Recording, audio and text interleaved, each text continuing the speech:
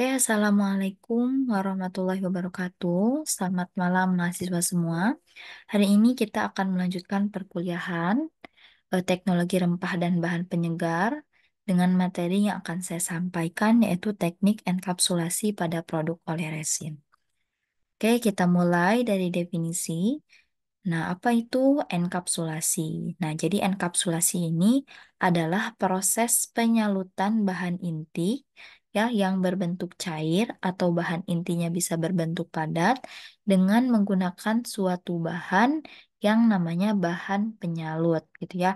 Sehingga membuat partikel inti tersebut memiliki sifat fisik dan kimia yang dikehendaki. Artinya, misalkan contoh kita ingin menyalut oleh resin yang bentuknya liquid ya, liquid yang kental ketika melalui proses enkapsulasi, maka secara fisik dia akan berubah teksturnya menjadi padatan, gitu ya. Nah, enkapsulasi ini juga dapat dilakukan untuk menyalut bahan cair, bisa seperti oleh resin dan lain-lain, gitu ya. Nah, di sini manfaat dari enkapsulasi dapat melindungi bahan inti dari penguapan, oksidasi, atau reaksi kimia. Jadi, secara umumnya, enkapsulasi ini kita menyalut gitu ya, atau melindungi bahan inti dari luar ya. Nah, kemudian di sini ada bahan penyalut ya atau bahan yang digunakan untuk menyalut ketika enkapsulasi. Nah, ini harus memiliki fungsi ya bisa melindungi bahan inti gitu ya selama proses pemadatan ataupun pengeringan. Nah, kemudian di sini bahan penyarut juga harus dapat melindungi dan menahan ya terutama untuk bahan inti yang volatil atau mudah menguap. Nah, kemudian kita lanjutkan. Nah, di sini banyak teknik enkapsulasi sudah berkembang. Jadi pada tahun 1955 ini teknik enkapsulasi hanya menggunakan koaservasi. Nah, seiring berkembangnya waktunya sudah banyak penelitian terkait teknik enkapsulasi yang baru. Nah, teknik enkapsulasi ini sudah banyak digunakan di industri ya, karena manfaatnya yang sangat banyak. Nah, ini kita lihat tujuan dari enkapsulasi. Yang pertama, mempermudah penanganan produk oleh resin. Nah, kenapa bisa mempermudah? Karena kalau misalkan secara awalnya oleh resin harus dicampur propilen glikol atau minyak sayur ketika ingin diaplikasikan ke dalam bahan pangan. Nah, setelah oleh resin ini dienkapsulasi, maka ini oleh resin tersebut cukup ditambahkan saja langsung ke dalam bahan pangan. Jadi penanganannya lebih mudah. Kemudian, enkapsulasi ini dapat meningkatkan stabilitas oleh resin selama proses pengolahan ya dan penyimpanan. Karena tadi ya adanya bahan penyalut yang dapat melindungi bahan inti dari interaksi dengan lingkungan, gitu ya. Kemudian dapat meningkatkan keamanan selama penyimpanan ya artinya bahan inti tersebut sudah tersalut atau terlindungi oleh bahan penyalut. Kemudian membuat efek visual dan tekstur yang baru ya yang tadinya oleh resin berbentuk liquid yang kental ya, maka teksturnya baru menjadi padatan ya. Nah, kemudian mengontrol pelepasan aroma pada saat produk pangan dikonsumsi. Nah, ini jadi keunggulan enkapsulasi, kita dapat mengatur pelepasan aroma ya ketika produk pangan menggunakan eh, bahan yang sudah terenkapsulasi. Nah, contohnya misalkan ada produk teh yang sudah dicampurkan dengan perisa enkapsulasi. Nah, produk teh yang yang memiliki atau mengandung perisa enkapsulasi ini, nah, aroma perisa tersebut baru akan terasa ya oleh konsumen ketika dicampurkan dengan air panas, gitu ya. Nah, ini contohnya dapat mengatur pelepasan aroma. Jadi, ketika teh itu belum dicampurkan dengan air panas, ini aromanya tidak terasa, gitu ya. Nah, ketika teh tersebut misalkan dicampurkan dengan air panas, baru perisa ini atau bahan penyalutnya bisa terurai sehingga aroma dari perisa ini bisa tercium oleh konsumen gitu ya. Nah, kemudian selain oleh resin, ini juga banyak ya yang bisa dienkapsulasi. Ada enzim gitu ya, ada sel hidup, ada senyawa bioaktif lain seperti polifenol dan lain-lain, minyak ikan dan lain-lain. Nah, kemudian kita lihat di samping di sini ada tiga tipe atau tiga bentuk enkapsulasi. Nah, ada produk enkapsulasi tipe reservoir. Artinya, di tipe reservoir ini satu inti disalut oleh eh, satu polimer atau satu bahan penyalut. Jadi, satu bahan penyalut hanya menyalut atau mengandung atau memiliki satu inti. Ini tipe reservoir. Nah, kemudian yang selanjutnya ada tipe matriks, gitu ya. Nah, oke. Ini kita lanjutkan. Nah, tipe yang kedua adalah tipe matriks. Nah, kalau tipe matriks ini dalam satu produk enkapsulasi ini terdiri dari banyak inti, gitu ya. Artinya atau bahan yang dienkapsulasi dia bercampur dengan bahan penyalut. Gitu ya, ini untuk tipe matriks. Nah, kalau misalkan tipe kuat matriks, nah ini berarti produk enkapsulasi yang bentuknya matriks ya, ini disalut ulang ya. Jadi bahan penyalutnya ada dua jenis, yaitu banyak bahan penyalut yang bercampur dengan inti dan bahan penyalut yang menyalut enkapsulasi matriks ini, gitu ya. Oke, nah selanjutnya kita lihat faktor yang mempengaruhi produk enkapsulasi. Yang pertama ada jenis bahan pembungkus dan yang kedua ada rasio antar bahan pembungkus dan bahan inti. Nah, yang pertama jenis bahan pembungkus. Jadi bahan penyalut ini banyak jenisnya ya. Bisa dari jenis karbohidrat, lemak, ataupun protein. Nah, pemilihan jenis bahan penyalut ini harus disesuaikan gitu ya dengan produk yang ingin kita enkapsulasi dan dengan teknik enkapsulasinya. Misalkan, ketika kita ingin melakukan teknik enkapsulasi menggunakan metode spray chilling ya. Nah, spray chilling ini kita melakukan enkapsulasi menggunakan bahan penyalut jenis lemak gitu ya. Nah, di mana bahan yang ingin kita salut adalah bahan yang tidak tahan panas gitu ya. Nah, spray chilling ini kita menyalut bahan yang tidak tahan panas tersebut menggunakan penyalut lemak pada suhu dingin ya. Artinya ketika lemak ini berada pada suhu dingin, maka lemak ini akan memadat gitu ya dan menyalut bahan inti gitu ya. Nah, jadi setiap bahan bisa menggunakan bahan penyalut yang berbeda-beda ya, tergantung teknik yang digunakan ya dan jenis inti yang ingin kita salut. Yang kedua adalah rasio antara bahan pembungkus dan bahan inti. Nah, kalau ini maksudnya ketika kita melakukan enkapsulasi, bahan salut ini tidak boleh terlalu sedikit dan tidak boleh terlalu banyak dari bahan inti. Kalau bahan penyalut lebih banyak daripada bahan inti, maka hasil enkapsulasinya nanti banyak produk enkapsulasi yang kosong ya, atau sudah tidak atau produknya tidak ada inti ya, tidak ada intinya. Karena apa? Karena bahan penyalut lebih banyak daripada inti. Nah, sebaliknya, kalau bahan penyalut lebih sedikit daripada inti, nanti hasil enkapsulasinya banyak inti ya atau banyak bahan inti yang tidak tersalut secara sempurna. Oke, nah selanjutnya di sini eh, ada pembagian produk enkapsulasi berdasarkan ukurannya. Ada produk enkapsulasi yang dinamakan makrokapsul, artinya ukurannya besar ya, lebih dari 5.000 mikrometer. Ada produk enkapsulasi namanya mikrokapsul, ukurannya 0,2 sampai 5.000 mikrometer. Dan ada produk enkapsulasi yang kecil, ya ukurannya kecil disebut nanokapsul. Ini ukurannya kurang dari 0,2 mikrometer sampai 2.000 angstrom. Nah, ini ya berdasarkan ukuran ya. Nah, kemudian yang selanjutnya ini secara umum ya ada tahapan enkapsulasi. Jadi secara umum tahapan enkapsulasi ini hanya ada tiga ya. Yang pertama adalah pembentukan fase dispersi ya atau emulsi.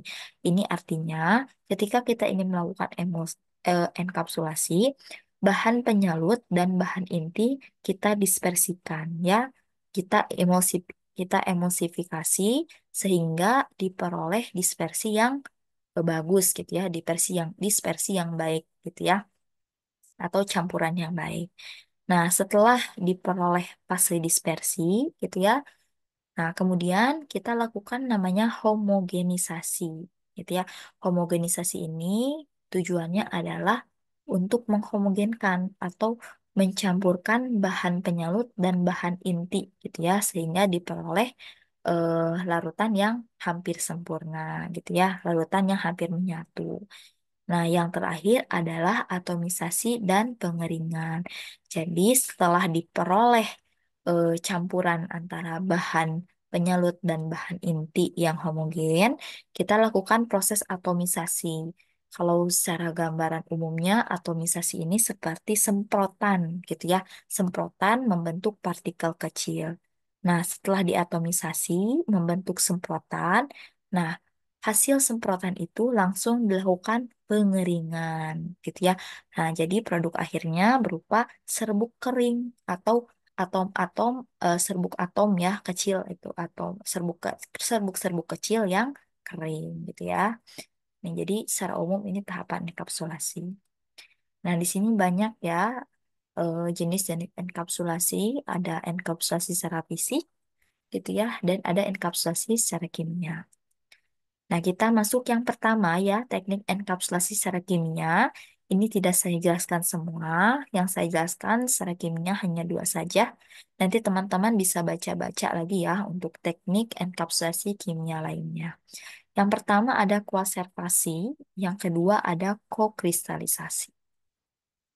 Nah, kita masuk ke teknik koaservasi, gitu ya. Nah, koaservasi ini adalah pemisahan fase liquid dari larutan hidrokoloid dalam kondisi pengawasan dengan menyesuaikan pH dan suhu larutan.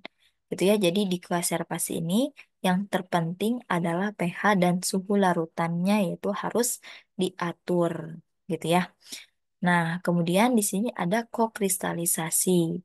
Nah, kokristalisasi ini ya hampir sama dengan proses kristalisasi ketika kita membuat permen gitu ya, atau membuat jahe serbuk dan lain-lain ya. Kalau misalkan sudah ada yang pernah membuat minuman jahe serbuk instan, ini tekniknya sama gitu ya, dinamakan kristalisasi.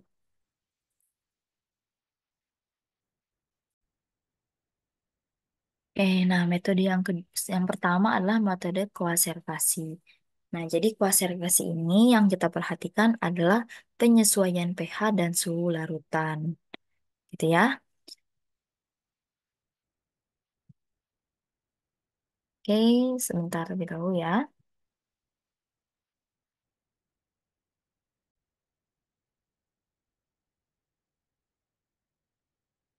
Nah, oke, kita lanjutkan. Nah, jadi di koaservasi ini yang harus kita perhatikan adalah pH dan suhu larutan, gitu ya.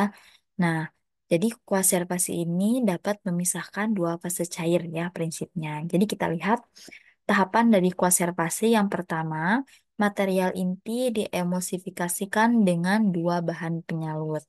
Ya, contohnya ini kan ada bioaktif, ini bahan yang ingin kita salut, dan polimer adalah bahan penyalutnya. Nah, ini bahan inti dan bahan penyalut kita emulsifikasikan atau kita campurkan sampai terbentuk eh, fase dispersi yang hampir sempurna gitu ya. Nah, ini bisa kita lihat. Nah, ini bisa kita lihat yang garis-garis ini adalah polimer dan yang bulat-bulat ini adalah bahan inti atau bioaktif. Nah, biasanya untuk konservasi ini dia menggunakan dua jenis polimer gitu ya.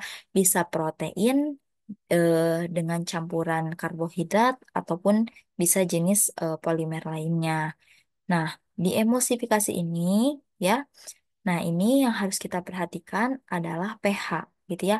Nah, pH yang kita gunakan harus pH di atas pH isoelektrik protein ya. Nah, jadi kita lihat pH isoelektrik protein ini dia berada pada pH 3 sampai 4 gitu ya.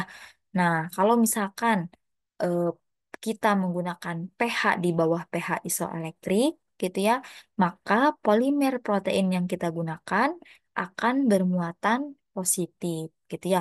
Nah, ketika kita menggunakan pH di atas pH isoelektrik gitu ya, maka protein yang kita gunakan akan bermuatan negatif gitu ya. Nah, kita lihat ini contohnya kita ingin mengenkapsulasi citronella oil menggunakan gum arab dan gelatin. Nah, pH-nya kita atur di atas pH isoelektrik gelatin ya. Nah, karena di atas pH isoelektrik, maka gelatin bermuatan negatif. Nah, kemudian di sini ada gum arab bermuatan positif. Nah, jadi ketika gum arab bertemu dengan gelatin, dia akan membentuk suatu ikatan.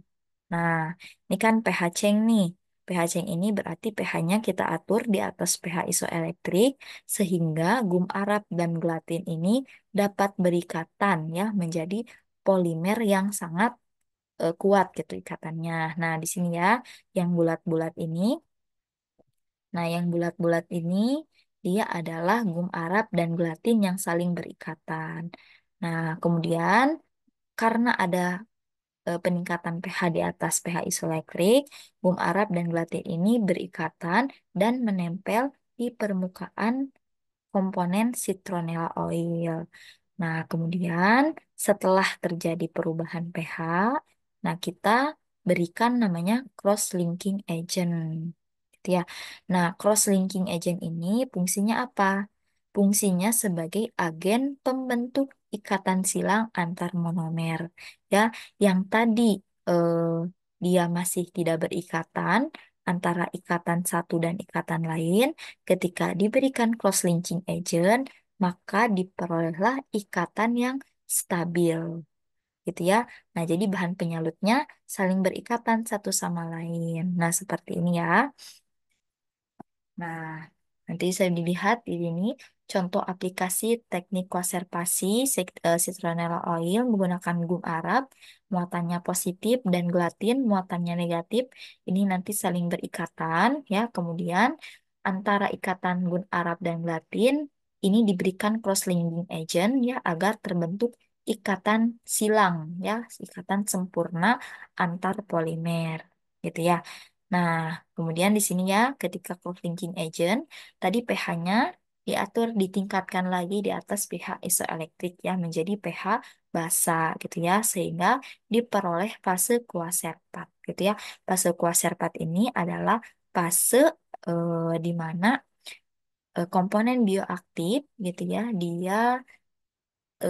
dia namanya tuh ters, ter, tersalut gitu ya, tersalut oleh bahan polimer gitu ya. Nah, di sini untuk kelebihan proses kuaserpasi ini, ia dapat memproduksi bubuk dengan kandungan minyak di permukaan rendah gitu ya, meskipun kandungan minyak dalam material inti tinggi gitu ya. Jadi cocok untuk produk seperti oleh resin ataupun minyak sayur dan lain-lain gitu ya. Oke. Nah, kemudian di sini ya contoh konservasi. Ini sama ya untuk konservasi. Di sini ada dua jenis. Ada konservasi sederhana dan konservasi kompleks ya. Jadi konservasi ini biasanya minimal menggunakan dua jenis polimer. Nah, pada konservasi sederhana, polimer diasingkan melalui proses elektrolit ya atau eh, penambahan larutan non-solvent yang dapat bercampur ya. Kondisi tersebut dapat meningkatkan interaksi makromolekul ya jika dibandingkan koaservasi kompleks ya.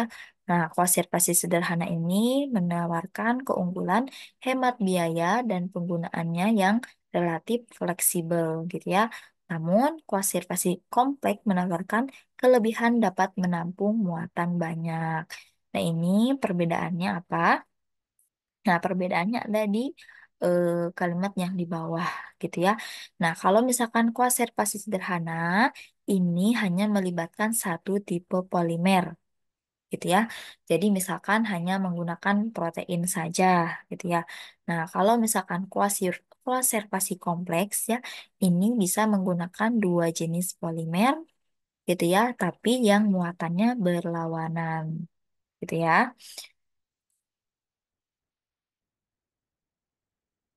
Oke, nah selanjutnya, nah kita masuk ke metode yang kedua adalah metode kokristalisasi.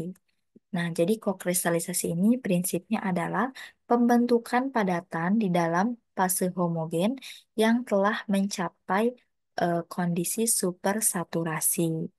Nah, supersaturasi ini adalah kondisi di mana konsentrasi padatan dalam suatu larutan melebihi konsentrasi jenuh larutan tersebut. Jadi hiperjenuh gitu ya.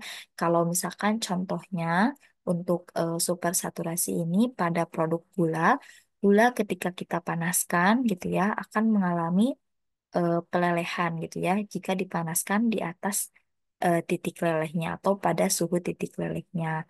Nah, kemudian ketika mengalami eh, proses eh, peningkatan suhu gitu ya. Nah, gula ini ya ketika melalui proses pemanasan gitu ya akan mengalami pelelehan. Nah, ketika kita turunkan suhunya, maka gula yang sudah meleleh ini ya sambil diaduk akan mengalami proses kristalisasi. Nah, artinya ketika proses kristalisasi itu terjadi, gula sudah mengalami namanya kondisi supersaturasi atau melewati titik jenuh gula tersebut. Nah, pembentukan supersaturasi ini bisa dengan proses pemanasan gitu ya, kemudian dengan proses reaksi kimia dan lain-lain. Nah, keuntungan daripada kristalisasi ini adalah prosesnya secara komersial ini sederhana ya dan ekonomis. Nah, ini contohnya ya. Nah, kita ingin mengenkapsulasi ya senyawa bioaktif. Nah, biasanya untuk kristalisasi ini kita bisa menggunakan bahan penyalut jenis sukrosa. Nah, ini kita lihat enkapsulasi dilakukan dengan memanaskan 500 gram sukrosa dengan api kecil hingga mencair gitu ya pada suhu 80 derajat Celcius. Nah, kemudian kita tambahkan filtrat maserasi atau bahan inti yang ingin kita enkapsulasi. Nah, kemudian kita lakukan pengadukan agar gula yang mencair bercampur homogen dengan filtrat yang mengandung oleh resin. Nah, kemudian hasil enkapsulasi didinginkan pada udara bebas agar kembali mengkristal gitu ya. Yang tadi gulanya sudah mencair di suhu 80, kita turunkan suhunya gitu ya. Sehingga ya yang tadi gulanya meleleh akan kembali membentuk kristal padatan. Nah, kristal padatan ini berarti gula tersebut sudah mengalami supersaturasi atau lewat kejenuhan daripada gula tersebut. Oke ya, ini untuk teknik secara kimia. Nah, kalau misalkan teknik enkapsulasi secara fisik ada banyak gitu ya. Ada spray drying, ada spray cooling, ada fluid bed coating, ada ekstruksi, dan ada freeze drying. Nah, kita masuk yang pertama, spray drying ini adalah proses enkapsulasi tertua, gitu ya. Nah, biasanya untuk spray drying ini, dia ukuran partikelnya serbuk yang relatif kecil, gitu ya ukurannya, sekitar 1 sampai 100 mikrometer, gitu ya. Nah, kemudian ada freeze drying. Nah, kalau freeze drying berarti kita menggunakan suhu dingin gitu ya. Kemudian ada ekstruksi. Kalau ekstruksi dia biasanya menggunakan eh, mesin namanya extruder gitu ya. Kemudian ada fluid bed coating. Fluid bed coating ini kita ekstraksi dengan menyalut bahan di udara gitu ya. Atau bahan diberikan gelombang udara gitu ya ibaratnya, sehingga nanti bahan inti berterbangan dan diberikan bahan penyalutnya sehingga tersalut di udara gitu ya. Kemudian ada spray cooling. Spray cooling ini sama seperti spray dryer, tetapi spray cooling ini menggunakan suhu dingin gitu ya. Nah, ini kita masuk ke metode yang pertama adalah spray drying. Nah, spray drying ini ada beberapa tahap. Yang pertama, pengemulsian atau pencampuran bahan inti dengan bahan penyalut. Ya, kemudian kita atomisasi. Nah, proses atomisasi ini biasanya dilengkapi langsung dengan proses pengeringan gitu ya. Jadi, hasil daripada produk spray dryer ini adalah bubuk gitu ya, produk bubuk yang teksturnya kering. Nah, gitu ya, bisa dilihat ini. Nah, nanti di sini ya, nanti dicampurkan bahan inti dengan bahan penyalut, dihomogenisasi, kemudian masuk ke mesin spray dryer, ya, kita atomisasi, kita semprotkan. Nah, kemudian partikel yang atomisasi ini dia menempel gitu ya ke dinding-dinding pengeringnya. Kemudian ketika menempel ya karena suhunya sangat tinggi gitu ya. Nah, serbuk atomisasi ini dia akan langsung kering ya, kemudian berjatuhan ke wadah penampung gitu ya. Nah, oke. Nah, ini untuk produk spray drying. Nah, biasanya spray drying juga dia dikombinasikan gitu ya dengan produk granulasi gitu ya. Nah, biasanya disebut produk MSG atau multi stage granulasi. Nah, ini fungsinya produk multi stage granulasi ini apa? Karena produk spray drying ini dia biasanya menghasilkan ukuran partikel yang kecil gitu ya. Nah, ukuran partikel yang kecil ini dia mempermudah proses pelarutan. Jadi ketika dicampur dengan air, misalkan akan mudah melarut. Nah, ketika kita ingin membuat produk enkapsulasi yang ibaratnya tidak mudah untuk larut dalam air, maka biasanya produk spray drying ini mengalami proses tambahan yaitu granulasi. Jadi granulasi ini ukurannya diperbesar ya menjadi menghasilkan produk granula. Nah, produk granula ini jika dilarutkan dengan air, dia kecepatannya lebih lambat gitu ya dibandingkan dengan produk spray dryer yang ukurannya kecil.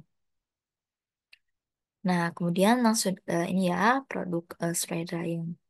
Nah, biasanya pengeringan spray drying ini suhunya eh, 150 derajat Celcius gitu ya. Nah, kalau misalkan kurang dari 150, ya biasanya pengeringannya kurang sempurna seperti itu ya. Nah, untuk produk spray drying ini, yang kekurangannya apa? Nah, kekurangannya dapat memunculkan rasa yang tidak diinginkan, ya, terutama ketika kita mengenkapsulasi produk minyak. Karena apa? Karena spray drying ini kita menggunakan pemanasan udara pengering, ya. Jadi ada kontak dengan udara. Nah, ketika udara kontak dengan produk yang banyak mengandung minyak, maka ini bisa terjadi namanya proses oksidasi yang menyebabkan ketemikan gitu ya. Jadi spray drying ini cocok untuk bahan inti yang kadar lemaknya rendah. Nah, kemudian ini yang selanjutnya ada metode spray chilling. Nah, spray chilling ini sama prosesnya seperti spray drying dari dihomogenisasi, kemudian diatomisasi dan dilakukan proses pengeringan. Tetapi bedanya spray chilling ini dia menggunakan udara dingin. Gitu ya. Nah, biasanya spray chilling ini menggunakan bahan penyalut lipida ya atau minyak-minyakan. Nah, ketika lipid gitu ya, eh, ketika lipid masuk ke ruang dengan suhu dingin, dia akan menyalut gitu ya atau membentuk padatan. Nah, biasanya spray chilling ini dia cocok untuk bahan inti yang tidak tahan panas gitu ya. Nah, contoh dari spray chilling adalah misalkan atomisasi dari campuran di dalam chamber dengan suhu di bawah titik leleh dari penyalut gitu ya. Nah, kemudian penyalut akan berubah menjadi solid gitu ya. Nah, ketika diberikan suhu dingin gitu ya. Nah, spray cooling dan spray chilling ini serupa gitu ya, sama menggunakan metode spray, namun atomisasi dilakukan pada suhu dingin menggunakan aliran udara yang dingin gitu ya. Sehingga tadi ya bahan penyalut lipid tersebut dapat menjadi padat dan menyalut bahan inti. Nah, contohnya kita bisa menyalut menggunakan spray chilling ketika produknya adalah vitamin gitu ya.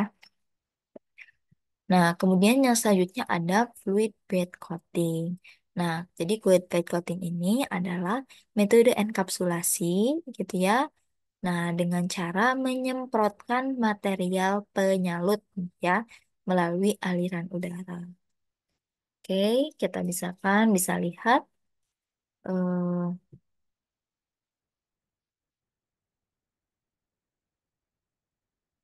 nah, ini ya proses daripada fluid bed coating. Nah, jadi fluid bed coating ini alatnya ya. Nah, kita masukkan ini bahan inti yang ingin kita salut, gitu ya. Nah, biasanya bahan inti yang ingin kita salut untuk fluid bed coating ini berbentuk padatan ya atau berbentuk granula. Nah, bahan inti ini yang berbentuk padatan atau granula kita berikan aliran udara ya sehingga terjadi gerakan yang bergelombang. Nah, seperti ini ya. Nanti karena ada aliran udara, biasanya bahan inti ini dia akan membentuk granula atau ukuran yang lebih besar. Kemudian setelah terbentuk granula atau ukurannya lebih besar, ya. Nah, barulah diberikan bahan penyalut. Nah, bahan penyalut yang merah ini ya diberikan melalui aliran udara, ya. Jadi proses penyalutannya berada pada aliran udara, gitu ya, bergerak dengan adanya aliran udara tersebut. Ya, gitu ya. Jadi yang tadi warnanya intinya putih, diberikan bahan penyalut, contohnya ini warna merah, gitu ya. Seiring dengan aliran udara yang lama diberikan, maka bahan penyalut ini akan melindungi bahan inti, gitu ya. Oke, ini ya contoh untuk fluid bed coating.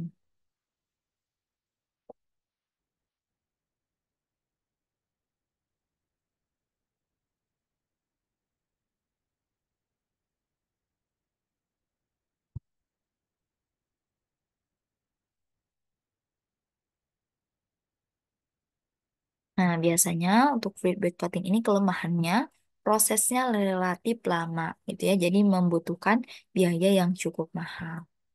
Nah, selanjutnya adalah proses metode ekstruksi. Nah, biasanya ekstruksi ini menggunakan yang namanya alat extruder gitu ya. Jadi hampir sama prinsipnya seperti pembuatan mesin extruder ya, pembuatan ciki-cikian atau produk pasta. Jadi nanti bahan penyalut dan bahan inti dia dihomogenisasi gitu ya. Nah, ketika setelah masuk proses homogenisasi, nah campuran bahan inti dan bahan penyalut ini dia akan masuk ya ke dalam alat cetak ya, alat cetak seperti ini ya atau screw extruder namanya gitu ya. Biasanya ini ukurannya sangat kecil gitu ya. Nah, 156 lubang dengan diameter 0,9. Nah, biasanya Nah, Nah, di sini ya, jadi masuk nanti homogenisasi bahan penyalut yang sudah bercampur dengan bahan inti, dia masuk ke twin screw extruder gitu ya. Nah, dan dihasilkan hasil produk enkapsulasi yang ukurannya kecil atau butiran-butiran kecil. Nah, dan nanti biasanya hasil daripada pencetakan twin screw extruder ini akan ditampung gitu ya, ditampung ya biasanya di sini ada larutan pendingin.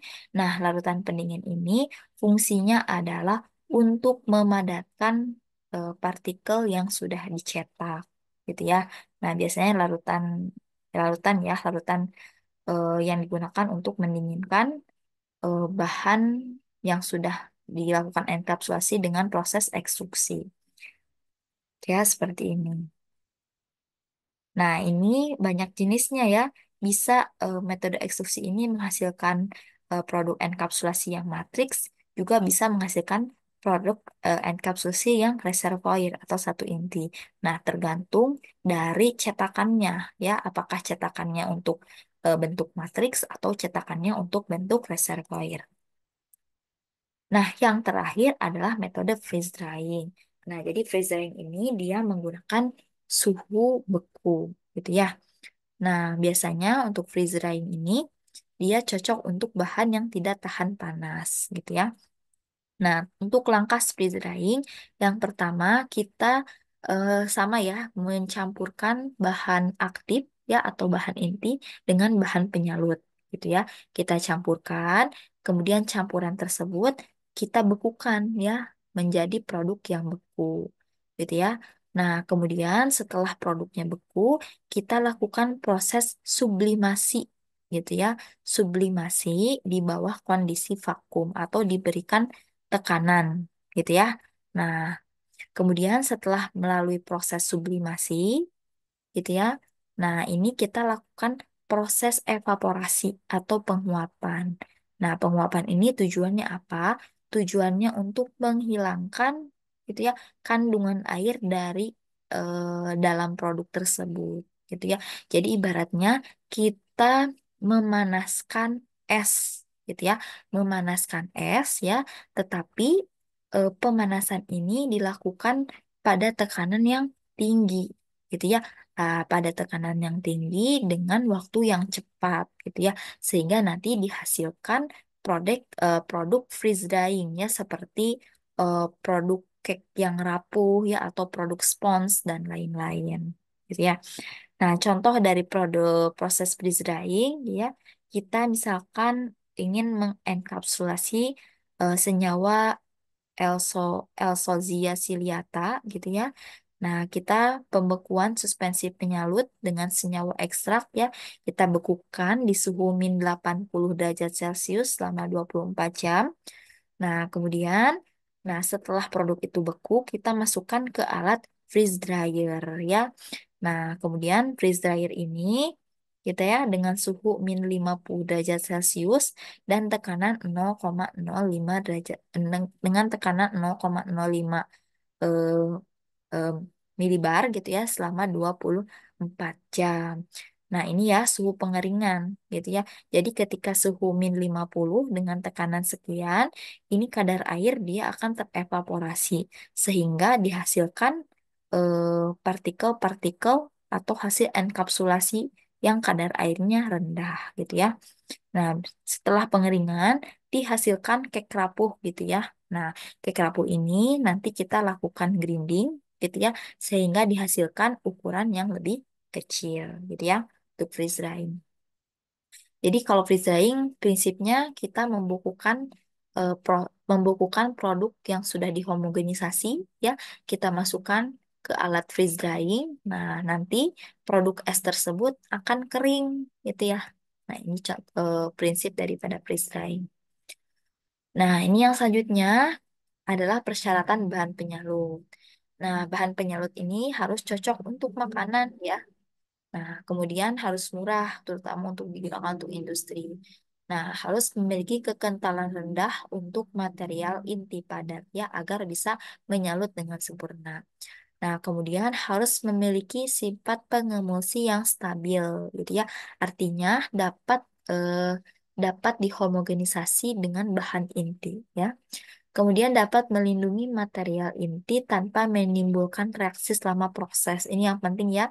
Jadi bahan penyalut ini tidak memiliki atau tidak dapat menimbulkan reaksi kimia yang negatif ya dengan bahan inti. Nah, yang terakhir memudahkan pengeluaran material inti ya. Nah, ini banyak ya jenis bahan penyalut. Ada jenis karbohidrat, protein, dan ada jenis lemak. Nah, contohnya ada maltodextrin, gum arab, alginat, kitosan, karagenan, inulin, dan pululan. Ya, ini jenis karbohidrat. Nah, ini juga ada jenis protein ya. Nah, protein juga ada kasein ya pada protein susu gitu ya. Kemudian ada gelatin gitu ya. kemudian juga ada dari whey protein. Nah, biasanya untuk bahan enkapsulasi protein ini bisa dikombinasikan dengan jenis karbohidrat, gitu ya.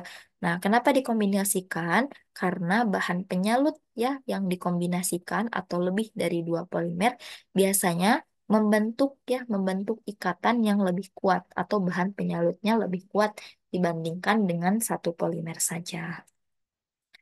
Nah, yang terakhir adalah jenis lemak. Nah, lemak ini bisa kita gunakan lecithin ya, bisa dari kuning telur, gitu ya. Kemudian asam palmitat, gitu ya. Kemudian kita juga bisa menggunakan jenis lemak fosfatil eh, fosfat dikolin, gitu ya. Nah, ini ya jenis dari bahan enkapsulasi lemak. Nah, kalau misalkan teman-teman ingin melakukan penelitian, banyak ya bisa mencari topik penelitian, misalkan pembuatan enkapsulasi alami dari bahan apa, gitu ya, dan lain-lain. Atau pembuatan bahan enkapsulasi dari limbah apa, dan lain-lain, gitu ya. Nah, ini parameter kualitas enkapsulasi oleh resin, gitu ya. Artinya, produk enkapsulasi kita dinilai bagus jika yang pertama, gitu ya. Yang pertama ada enkapsulasi efisiensi. Gitu ya. Ini artinya apa? Persentase oleh resin yang dapat diekstrak oleh pelarut yang cocok dalam 1 gram mikrokapsul, gitu ya. Nah, ini artinya ketika produk enkapsulasi kita ya mudah mudah larut dalam pelarut tertentu. Artinya ketika diaplikasikan dalam bahan pangan, aromanya mudah keluar. Gitu ya, artinya tidak tertahan. Artinya bahan penyalut tidak menahan bahan inti untuk susah untuk keluar. Ini ya. Jadi efisiensi enkapsulasinya memudahkan bahan inti untuk keluar. Gitu ya. Nah, kemudian kandungan air dalam suatu material. Nah, karena kebanyakan enkapsulasi adalah produknya kering, ya, jadi kadar airnya sebisa mungkin harus rendah, ya. Semakin rendah kadar air, semakin lama masa simpan produk enkapsulasi. Nah, kemudian di sini particle size. Ini particle size juga ini sangat mempengaruhi kualitas enkapsulasi. Tapi ini tergantung ya dari teknik enkapsulasi yang kita gunakan. Kalau misalkan kita ingin produk enkapsulasi kita mudah larut dalam air, maka particle size-nya ini tidak boleh terlalu besar. Ya, tidak membentuk granula gitu ya, harus ukurannya kecil agar mudah larut dalam air. Misalkan terus kalau misalkan produk enkapsulasi kita ketika diaplikasikan gitu ya flavornya tidak mudah larut dalam air gitu ya, maka sebaliknya particle size-nya harus lebih besar gitu ya. Nah, kemudian yang selanjutnya adalah solubility. Solubility ini adalah jumlah maksimum suatu substansi yang dapat larut dalam sejumlah solvent pada suhu tertentu, gitu ya. Jadi solubility ini adalah kelarutan yang tadi ya. Jadi produk enkapsulasi kita harus mudah diaplikasikan atau harus mudah dicampurkan dengan bahan lain gitu ya. Misalkan kalau misalkan kita menggunakan produk enkapsulasi perisa gitu ya, maka perisa tersebut harus mudah dicampurkan dengan produk bahan lain. Misalkan kita enkapsulasi perisa untuk pembuatan roti, maka enkapsulasi perisa tersebut harus mudah ya dicampurkan dengan bahan tepung ya, kemudian dengan bahan telur dan lain-lain gitu ya. Nah, oke. Nah, mungkin itu ya yang dapat saya sampaikan terkait eh, materi teknik enkapsulasi. Nah, jika ada pertanyaan, nanti bisa isi di Google Form ya yang saya sediakan.